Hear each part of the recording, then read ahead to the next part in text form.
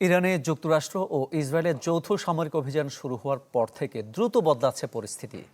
বদলানিতে মধ্যপ্রাচ্য জুড়ে আগুন ছড়াচ্ছে ইরান।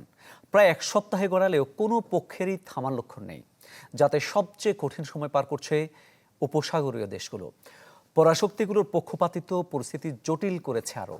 যুদ্ধের ভবিষ্যৎ কিছুটা মার্কিন সিনেটের সিদ্ধান্তের উপর নির্ভর করলেও ভোটাভুটিতে তা চালিয়ে যাওয়ার ছাড়পত্র পেয়েছেন ডোনাল্ড ট্রাম্প।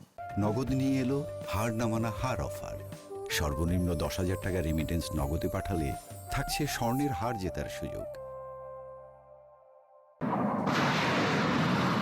বড় কোনো আঘাত এলে তেহরান যে চুপ করে বসে থাকবে না, তা তাদের পাল্টা আঘাতে স্পষ্ট। অন্যদিকে আঞ্চলিক স্বার্থ রক্ষায় কঠোর অবস্থানে মার্কিন ইসরায়েল জোটও। এ অনড় অবস্থা পুরো মধ্যপ্রাচ্যে দাবানলের মতো ছড়িয়ে দিয়েছে সংঘাত। বিশ্ব এখন দুই শিবিরে বিভক্ত। যুক্তরাষ্ট্রের পক্ষে প্রকাশ্যে দাঁড়িয়েছে অস্ট্রেলিয়া, কানাডা সহ প্রায় সব ইউরোপিয়ান দেশ। ব্রিটেন তাদের সাইপ্রাস সামরিক ঘাঁটি ব্যবহার করতে দিয়েছে। ভূমধ্যসাগরে বিমানবাহী রণতরী পাঠিয়েছে ফ্রান্স। তবে রাশিয়ায় হামলাকে উস্কানি ছাড়াই সামরিক আগ্রাসন বলে নিন্দা করেছে। চীনের পররাষ্ট্রমন্ত্রী জানিয়েছেন, এই হামলা সম্পূর্ণ অগ্রহণযোগ্য।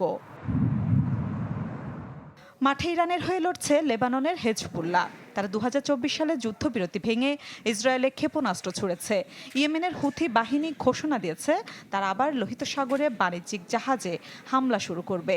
পাকিস্তান আনুষ্ঠানিকভাবে মার্কিন হামলার নিন্দা জানিয়েছে। সবচেয়ে কঠিন সময় পার করছে উপসাগরীয় দেশগুলো।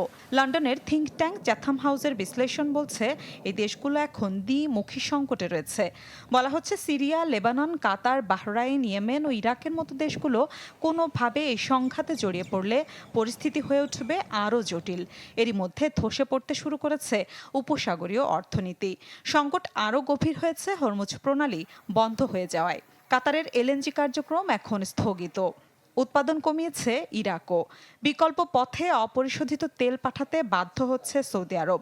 ফলে তেল, গ্যাস ও সংশ্লিষ্ট পণ্যের দাম বাড়ছে লাফিয়ে লাফিয়ে। বৈশ্বিক জ্বালানি বাজারে তৈরি হয়েছে নজিরবিহীন সরবরাহ সংকট। শুধু বিশ্ব অর্থনীতিতেই নয়, বলা হচ্ছে যুদ্ধ আরও 1 মাস স্থায়ী হলে সংকট দেখা দিতে পারে প্রতিরোধক ক্ষেপণাস্ত্রেও। বৈশ্বিক এমন অস্থিরতায় প্রায় 1 সপ্তাহেও যুদ্ধ বন্ধে কোনো পক্ষেরই পিছু হটার সম্ভাবনা দেখা যাচ্ছে না। যুদ্ধের ভবিষ্যৎ কিছুটা নির্ভর করছিল মার্কিন সিনেটের সিদ্ধান্তের ওপর। তবে ভোটাভুটিতে তা চালিয়ে যাওয়ার ছাড়পত্র পেয়েছেন ট্রাম্প। কার্যকর পদক্ষেপ নিতে ব্যর্থ জাতিসংঘ। মিলা খন্দকার, চ্যানেল 24।